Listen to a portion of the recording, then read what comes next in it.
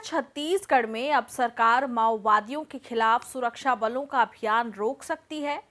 इस सवाल पर जवाब देने से पहले थोड़ी बात 2023 की। छत्तीसगढ़ में दिसंबर 2023 में जब भाजपा की सरकार आई और विजय शर्मा को गृह विभाग की कमान सौंपी गई थी, उन्होंने सबसे पहले माओवादियों से शांति वार्ता की पेशकश की।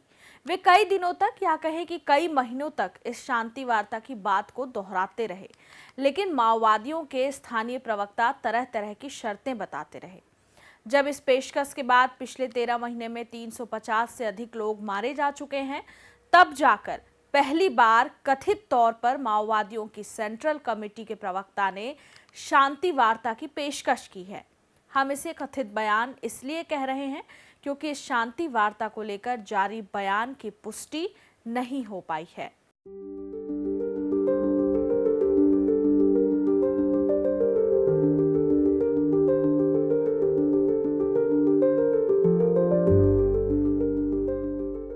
नमस्कार, खबरों की खबर में आप सभी का स्वागत है। 2018 में जब छत्तीसगढ़ में कांग्रेस पार्टी ने चुनाव प्रचार शुरू किया तो कांग्रेस पार्टी के घोषणा पत्र में इस बात का भी उल्लेख था कि वह माओवादी हिंसा को रोकने के लिए शांति वार्ता की शुरुआत करेगी। लेकिन छत्तीसगढ़ में कांग्रेस की सरकार बनी और पखवाड़े भर के भीतर ही तब के मुख्यमंत्री भूपेश बघेल पलट गए। उन्होंने कहा कि हमने कभी माओवादियों से वार्ता की बात नहीं कही थी, हम माओवादी हिंसा के पीड़ितों से बात करेंगे। 5 साल भूपेश बघेल सत्ता में बने रहे, लेकिन किसी भी तरह की शांति वार्ता का कोई ब्लूप्रिंट ना तो बनना था ना बना। उस पर अमल होने की बात तो जाने ही दें। हाँ, भूपेश बघेल की सरकार के कार्यकाल में एक के बाद एक सुरक्षा बलों के कैंप बने और जब 2023 में राज्य में भाजपा की सरकार बनी तो इन कैंपों के कारण सरकार के लिए माओवादियों के खिलाफ ऑपरेशन चलाना सरल हो गया। बहरहाल राज्य की भाजपा सरकार ने एक तरफ शांति वार्ता की पेशकश की, वहीं दूसरी ओर माओवादियों के खिलाफ अपना ऑपरेशन भी तेज कर दिया। पिछले 13 महीनों में सुरक्षा बलों ने 350 से अधिक माओवादियों को मार गिराया। छत्तीसगढ़ में इतनी बड़ी संख्या में कभी भी माओवादी नहीं मारे गए थे।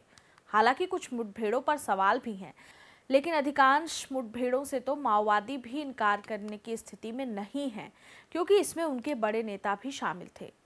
इन मुठभेड़ों के बीच ही देश के गृह मंत्री अमित शाह ने देश से माओवादियों के खात्मे के लिए 31 मार्च 2026 की समय सीमा तय की और सुरक्षा बल उसी दिशा में लगातार काम कर रहे हैं। माओवादियों का आधार इलाका उनके हाथ से निकलता जा रहा है। ऐसे समय में माओवादियों की सेंट्रल कमेटी के प्रवक्ता का कथित बयान मीडिया में वायरल है।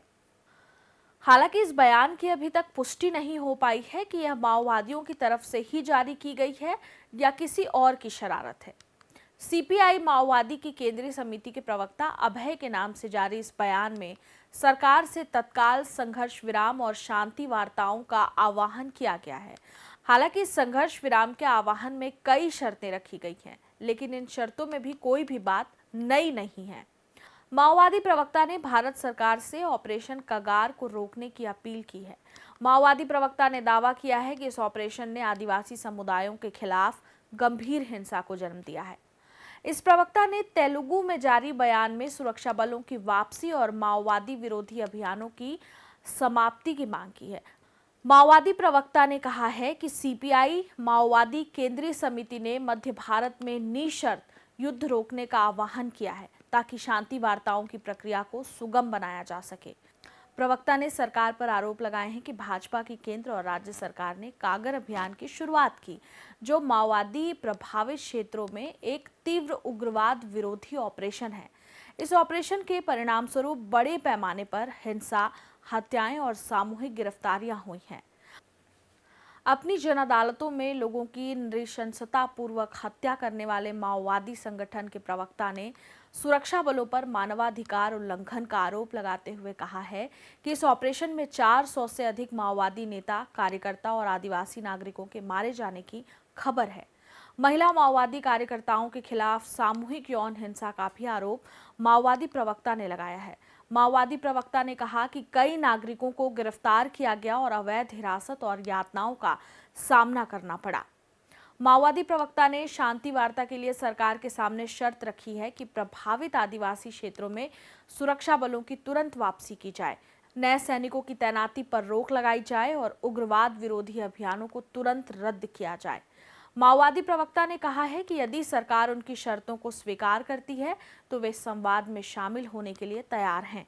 प्रवक्ता ने कहा है कि जैसे ही सरकार सैन्य अभियानों को समाप्त कर देगी, सीपीआई माओवादी संघर्ष विराम की घोषणा कर देगी। कथित माओवादी प्रवक्ता का यह बयान ऐसे समय में छत्तीसगढ़ की मीडिया में सामने आया है जब 2 दिन बाद देश के गृह मंत्री अमित शाह बस्तर का दौरा करने वाले हैं। जाहिर है इस बयान को माओवादियों के खिलाफ सरकार की एक बड़ी नीतिगत जीत के तौर पर देखा जा सकता है। सरकार के पास आज की तारीख में इस दावे का आधार है कि कैसे माओवादियों को घुटने पर ला दिया गया है कि अब वो खुद संघर्ष विराम और शांति वार्ता की पेशकश करने के लिए मजबूर हो गए हैं। माओवादी प्रवक्ता के इस कथित बयान पर जो प्रतिक्रिया आई है उसे भी एक बार सुनते हैं। और अभी जो इन्होंने कहा है उसमें ये कहा है कि हम युद्ध विराम कर देंगे, तो युद्ध विराम वाला कोई मामला है नहीं। इस तरह की शब्दावली के साथ चर्चा कैसे होगी मैं नहीं समझ सकता हूँ। मैं पुनः कहता हूँ कि राज्य की सरकार अथवा केंद्र की सरकार एक गोली नहीं चलाना चाहती और बिल्कुल पुनर्वास नीति इसीलिए लाई गई है भाई, चाहे वो ये सोचते हो कि हमारा कहीं मन भटके, कहीं कुछ नहीं होने वाला भाई, हमारा कोई मन नहीं भटकने वाला, हमको बड़ी स्पष्टता है क्या करना है। नक्सलियों के तरफ से अगर वार्ता के लिए ठोस निर्णय अगर आया है तो निश्चित रूप से सरकार को उस पर विचार करना चाहिए। कहीं ऐसा तो नहीं कि सरकार अपनी वाहवाही लूटने के लिए ये कोई प्रोपोगेंडा तो नहीं। लेकिन इस कथित बयान में एक भी शर्त ऐसी नहीं है जो नई हो। पिछले 25 सालों में ऐसे 2 अवसर आए जब माओवादियों के साथ शांति वार्ता की असफल कोशिश हुई। उसके बाद की तीसरी एक और कोशिश तब के गृह मंत्री पी चिदम्बरम के समय स्वामी अग्निवेश ने की थी। लेकिन इस शांति वार्ता में शामिल होने आ रहे माओवादी प्रवक्ता आजाद के मारे जाने के साथ ही यह कोशिश बिखर गई।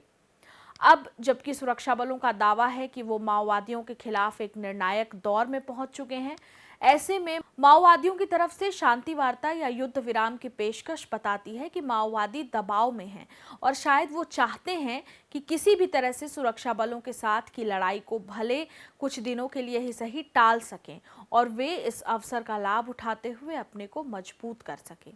जाहिर है अभी सरकार पूरी मजबूती से मैदान में है और माओवादियों के पैर उखड़ रहे हैं। ऐसे में कोई भी सरकार अपने लड़ाकों को मैदान से वापस बुला ले, उनके कैंप बंद करवा दे, सारे अभियान बंद करवा दे, यह तो होने से रहा। सबसे बड़ा सवाल तो यही है कि माओवादी क्या अपने हथियार छोड़कर बातचीत की टेबल पर आने के लिए तैयार हैं? यह ठीक है कि माओवादी हथियार लेकर बैठक में नहीं आएंगे, लेकिन हथियार बंद लड़ाई पर रोक लगाने के लिए भी तो वो तैयार नहीं है। ऐसे में किसी शांति वार्ता की गुंजाइश अभी तो दूर दूर तक नजर नहीं आ रही है। यह भी सही है कि किसी भी विचारधारा को आप समाप्त नहीं कर सकते। संभव है कि बस्तर में या छत्तीसगढ़ में देर सबेर माओवादी आंदोलन खत्म भी हो जाए, लेकिन इसकी गुंजाइश तो हमेशा बनी रहेगी कि माओवादी आंदोलन किसी और स्वरूप में फिर से सामने चुनौती की तरह खड़ा हो जाए।